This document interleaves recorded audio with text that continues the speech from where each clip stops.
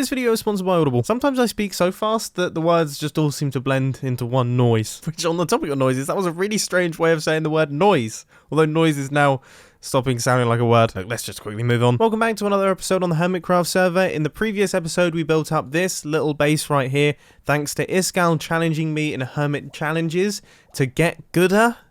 It's a horrible thing to have to say. Every single neuron in my brain is telling me to not say that sentence because it's a grammatical nightmare. Anyway, this place is looking rather lovely, but there is one detail that we didn't finish up in the previous episode, and that of course is the super smelter. Now we do actually have space for this thing out the back here, so I'm just going to shoot straight through, build up all the redstone and get this thing functional. So this is how many furnaces we're going to have in our design, 22 in total, which is quite the step up from the 5 that I currently have in my hobbit hole. I genuinely hadn't realised that this was a shop until today. It sells quartz and that's incredibly helpful. So I seem to be surrounded by phantoms. I've built a decent number of these in my time and yet I still seem to be really struggling with this. I can't work out where I'm going wrong, but something's already wrong and I've only got like 20% of it. Thankfully, I have managed to sort myself out and now we're on the home straight. I'm doing the last part of the redstone circuitry, but I mean, I haven't followed my own golden rule here. When building redstone contraptions, always clear out much more space than you need, alright? Because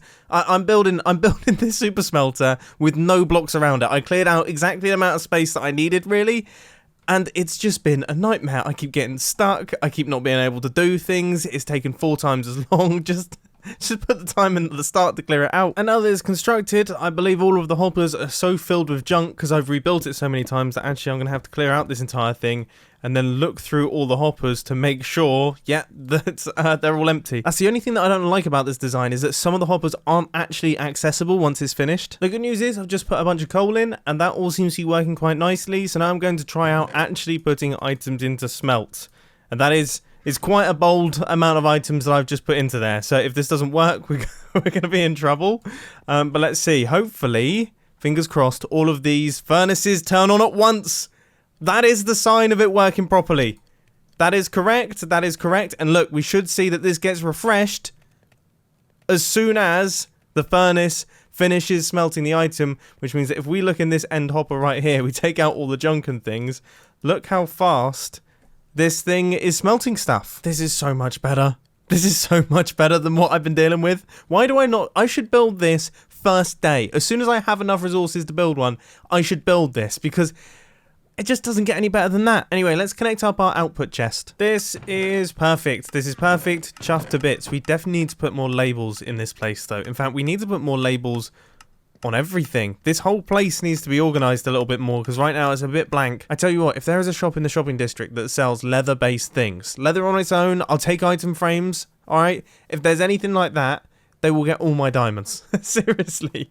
Because it's the one thing that I just never have. That and ink sacks. Ink sacks is another one. Now, because I didn't fancy massacring the only remaining cows on the Hermitcraft server, I went through and just placed in a bunch of signs. So now this place is fully sorted and I know where everything should end up.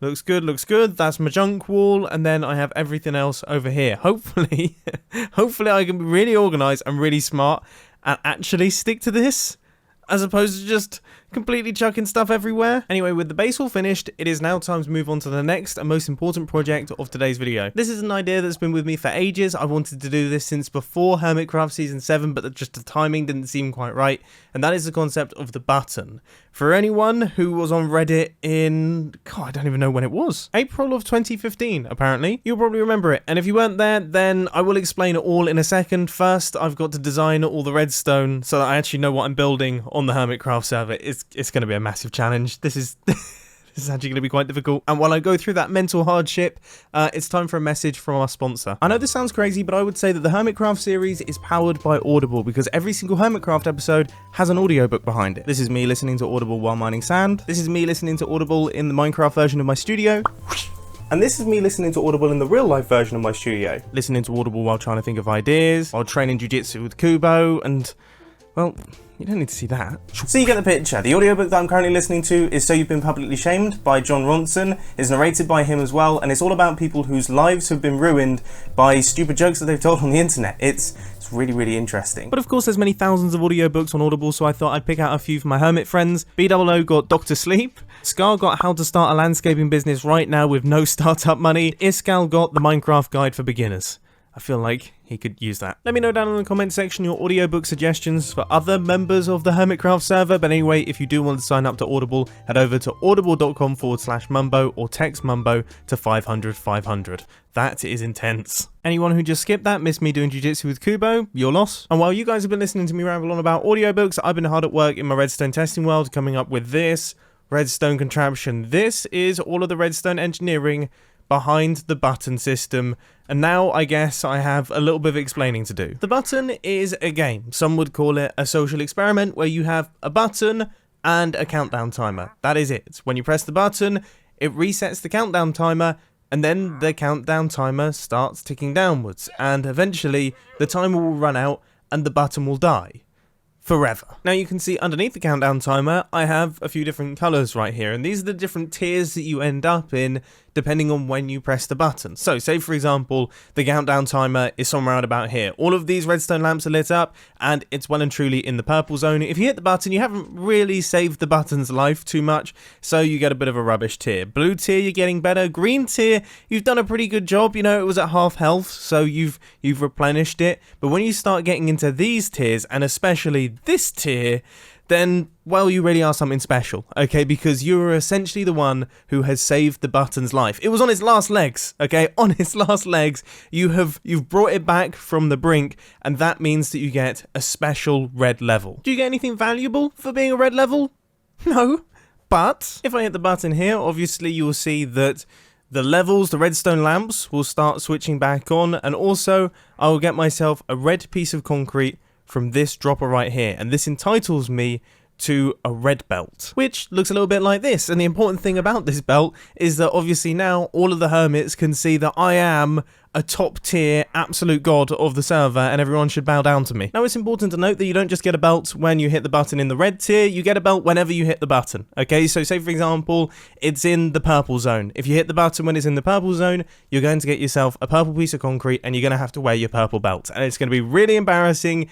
Everyone's going to laugh at you on the server. Nobody wants a purple belt, but you're going to have to keep that purple belt on until you save the button again when it's in a slightly higher danger zone. So although there's no specific reward for saving the button when it's in its highest tier, there's definitely a social hierarchy here. You know, this is embarrassing, still pretty embarrassing. Okay, you're getting better, alright? You're not too bad, you're pretty cool, very cool, insane god of the server. I hope that makes sense. Now, before I return onto the server, I'm going to have to remove my red belt because if anyone is caught faking a belt, I am going to be angry. My chest feels incredibly bare right now. I need to get another belt back on it quickly. Anyway, in terms of where I'm actually going to build this thing, it's actually going to be constructed in the nether. This seems like the perfect place to construct something like this because obviously there's going to be plenty of people walking past it, and the entire system was designed to fit within a 16 by 16 area. So that means it should all slot within this chunk right here that is right opposite the shopping district. The reason I haven't constructed it in the spawn chunks is because I don't want this thing to die just because there's no one on the server. That seems rough. Anyway, of course, this system requires a whole ton of redstone resources. So not only am I going to need all of the bits in my redstone shulker box, but I'm also probably going to need... Yeah, I'm definitely going to need a little bit more than that, aren't I? I guess we'll kind of cross that bridge when it comes to it. I'll pick up resources as I go along. But anyway, first things first, need to build up the system that is going to allow the reset of the items inside this thing. And that involves a whole bunch of comparator pulse extenders and various bits and pieces like that. So if I hit this button, that is... good. Okay, that redstone torch should stay off for a decent length of time. That will allow all of our counter to actually refill. Even if you've saved it right at the end, it then needs to refill everything that was stored up in the system. Essentially, that redstone torch allows the counter to go back up to the top. Goodness me, it really does stay on for a long time though, doesn't it? It almost feels like something's gone wrong, but it hasn't. I've done all the redstone correct. Yeah, there we go. A big thank you to Mr. XP Crafted for adding redstone lamps into his redstone shop. How much are they? 1 diamond for 16? That's not even a bad deal. I'm happy with that. And I think I'm going to be going there a lot today because I've just run out of redstone repeaters and I'm on my way out of redstone comparators right now, but things are going well. I've got the actual counting system all in place, and now I'm building up the red coder so that the machine knows what level this counter is currently at. I do understand that for those of you who have no idea about redstone, all of this sounds completely mythical, but trust me, it's all good. Exuma has popped by and he's checking out what I'm doing. He looks... yeah, I was going to say, he looks a little bit confused. Progress is coming along nicely. We are now getting the little dropper system, which is going to drop out the coloured concrete that corresponds to your rank. So that's quite a big deal. Now this next part is incredibly important, which is the actual redstone clock, which is going to be governing this thing. So this is what's going to be holding the time, and this is what's going to let the system know how quickly to discharge the timer. Now I'm hoping I can absolutely nail this first time, and this timer doesn't require any adjustment once the system's built, but obviously if I actually construct it and it stays purple forever, or is constantly almost dying, then I might have to make some slight adjustments to the timings. I think I've just placed in the final block without really realising it. I'm looking around. I don't think there's anything else that I need to do. Redstone clocks, got the ratchet system. I've got all of the dropper systems, the red coder. I have the hopper cycle. Got the pulse extenders down at the... I think this thing's done. Out of nowhere, it's now finished. Well, that was surprisingly stress-free. I think we can all agree. So let's now actually start filling in all of the items. So my item of choice is going to be iron shovels. That's what's going to be fueling this entire thing. The only other item that needs to make its way into there is all of the different colors of concrete going into the droppers back there. But I think I'll do that in a second. First, I actually want to make this thing look pretty because this is a bit of a monstrosity. I'm a little bit embarrassed of it. People are going to be walking past and just being like, what is this disgusting mess? So I guess we should probably make it look a little bit cooler. And I do have quite a nice idea of how I'm going to do that. It just requires a lot of grey concrete. I've received another move. I think we all know that this is going to end up in a tie, isn't it? Because I'm going to put mine here. And then if he puts his there, which he's definitely going to do, yeah, we're going to tie. This is the worst game of Noughts and Crosses ever. We need to come up with a new game to send back and forth. Let me know down in the comment section your suggestions. Oh dear, I've just realised I came all the way over here to my dye farm, and then I remembered that my dye farm's actually been replaced by this guy. He is handsome though. Oh dear. Oh no. Oh no, I kind of needed that. I've sent some frantic messages to Exuma Void and he is now restocking his store. Very much appreciate that. It already looks quite ominous. I've done the first layer and I've wrapped around the redstone lamps and already it looks quite ominous, which is kind of what I'm going for because this is meant to be a sort of strange system. We've never really had anything like this on the Hermitcraft server before. So it should look like something from a different planet. And it definitely feels like that. I think the red sky is also helping quite a bit. Yes. Yes. Oh, yes. I'm so glad. I'm so glad that this idea has worked out in terms of how it looks. I can't wait to get all the different colours in. First, we need to get the base build finished, though, because this is like a facade. It's like one of those Hollywood houses. You know, it's just the front. There's nothing at the back. This is definitely making things better. This is definitely making things better. Almost, it's a little bit churchy in a way. And that's going to get even worse when I start adding in colours, too. Finally, my gravel supplies are completely out. So I've had to pop over to Grian's store and his gravel supplies are also completely out. So this is as much as I've got. Thankfully, I was able to find a few stacks lying around in these chests over here. So now the actual build itself is all completed and I managed to gather up all of the dice so we can put all the colours in and that will be the full button build all finished. Now, one thing that I have realised as I've just stepped back is that this thing is not spawn proof. So we could run into some issues with some ghasts and things. I guess I should go and grab some carpet and place it on top of all the surfaces and things. But this is the build itself. And it looks really, really cool. Once you see it as a Cyclops, okay, you then can't unsee it as being a Cyclops. That's the one thing that I've found with it. But outside of that, it's a wicked looking build. This is seriously cool. looks totally from a different planet, which is exactly what I was planning. It definitely looks like something that other players will be curious about. I look forward to chatting to the other players to explain to them how this whole thing works. And I look forward to seeing how long this thing can survive for, because to be honest with you, I genuinely have no idea. I like to think that it will survive like a good couple of weeks. That's the goal.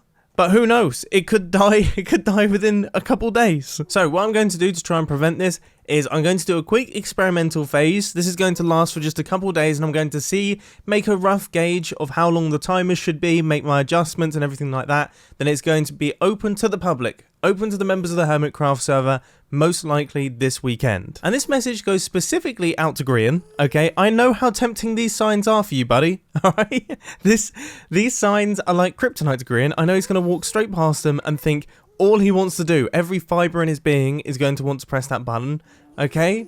Please don't, because it will totally ruin my experiment, and I'll be very, very sad, and I won't continue my game of noughts and crosses. Just as a quick bit of behind-the-scenes action for the YouTube creation process, I want to get a thumbnail of this build, and that pigment was there, but now he's despawned. There's just this little dude in the corner. Please, just get out the frame, so I can get a nice, clean thumbnail. Come on, dude. Just do it for me. Here we see a zombie Cleo correctly following the rules of the button game. She is a good hermit. Can you tell that I've played a lot of Minecraft today? I'm going slightly crazy. Which means I think it's the perfect time for some hermit challenges, don't you? Let's meet up with this gal in the hermit challenges area. Dude, this looks ridiculous. Where are you, though? I'm up in the tree, obviously. Oh, of course. I genuinely couldn't see you. This looks funny. This looks insane, dude. I mean, when I said improve the hermit challenges area, I meant like just clear out some of the bushes, maybe like do some lawn mowing a little bit, like improve the fences around the edges just a tiny bit. Not this. I'm glad you like it, because I've been seriously stressing out whether or not you will like it. Are you joking? How could I not like this? Look, my face. I mean, it is my old face, okay, but I can't blame you too much there. Oh yeah, you're not Mumbo Baggins anymore. No, that unfortunately was part of. Thank goodness. What do you mean? Hang on, you're the second person that said that. I feel like now is the time to tell you that I never did like that shirt you were wearing. It looked like a monster's face. Oh my goodness. Well, so I go up to Grian, right, and I tell him I'm no longer a hobbit, and he just informs me actually he hasn't been a hobbit for ages. So I broke that news to him, thinking he was going to be upset that he was the only hobbit, and it turns out I had just been the only hobbit the whole time. And then Yep. and then you tell me that you didn't even like Mumbo Baggins anyway. I mean, I feel like I've really missed the mark. You've upped your whole beingness of hobbiness. It's awful. I feel terrible. Well, this looks absolutely amazing, dude. I love the counter as well. Is that like what is that? Is that the hermit challenginess? Okay. What's going on here? Yes, so whenever we complete the challenge, you know how we used to ring the bell? Yep. Well, now I've automated that with a button. So now when we complete a challenge, so first of all, do you feel like I've completed my challenge? 100%. I mean, you couldn't have done better. I'm smiling from ear to ear. I can't believe how far you took this challenge. This is fantastic. This is thank goodness really for cool. that. Thank goodness for that, because I have been nervous. Okay, so I complete my challenge, so I get to press the button. Check this out. Yep. Press it. Boom. Oh, nice. So actually it counts how many challenges have been completed then. So, I mean, yes. I don't know if you know, obviously, with me not being Mumbo Baggins anymore, I've actually moved out of my hobbit hole, and I've built what is actually a painted design by you, which is a base in between bases, or a base between bases. An IBBB? Yes, an in IBBB. Between bases base? Yeah, that's exactly it. So I would say that counts as getting gooder. That's not just getting gooder. That's getting omega.